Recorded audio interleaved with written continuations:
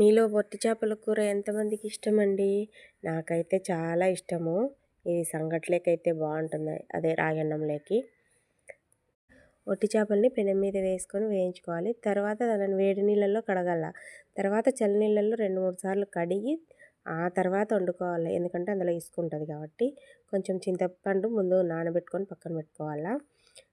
తర్వాత ఉల్లిపాయ ముక్కలు, టమోటా ముక్కలు కోసి పెట్టుకున్న ఈ పౌడరు కొబ్బరి, వెల్లుల్లి, ధనియాలు, కారం పొడి ఈ 4 కలిపి మిక్సీ పట్టుకున్న పౌడర్ అది. తర్వాత గోలంలో కొంచెం నూనె వేసుకొని పోపు దినుసులు వేసుకొని ఉల్లిపాయ ముక్కలు, టమోటా ముక్కలు వేసి వేయించుకోవాలి. కరివేపాకు కూడా వేసుకోవాలి. ముందే వేసుకోవాలి కరివేపాకు. కాకపోతే నేను ఇప్పుడు వేసుకున్నాను. కొద్దిగా ఉప్పు, పసుపు, మనం నానబెట్టి పెట్టుకున్నాం కదా ఆ చింతపండు పులుసు వేసుకొని కొంచెం నూనెలో వేగనివ్వాలన్నమాట. ఇవన్నీ కొంచెం మగ్గాక మనం చెప్పాను కదా నేను మసాలా పొడి ఆడించుకున్నా అని, ఆ మసాలా పొడి వేసుకొని వట్టి చేపలు వేసుకొని కలుపుకోవాలి కొద్దిసేపు. తర్వాత నీళ్ళు వేసుకొని ఇంకా ఉడకబెట్టుకోవాలి. అంతే, వట్టి చేపల కూర అయితే రెడీ అయిపోయింది.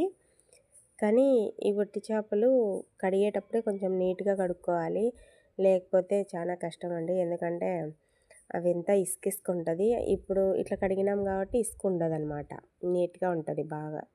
ఈ కూర రాగన్నంలోకి కానీ లేదంటే రొట్టెలోకి కానీ అన్నంలోకి కూడా బాగుంటుంది. కానీ నేను ఆ రోజు రాగన్నం చేసుకున్నా, చాలా బాగుండింది టేస్ట్. మా పిల్లలు ఎవరు తినరు, మా ఆయన కూడా తినడు. నేను ఒక్కదాన్ని, నేను మా అమ్మ అంతే. మా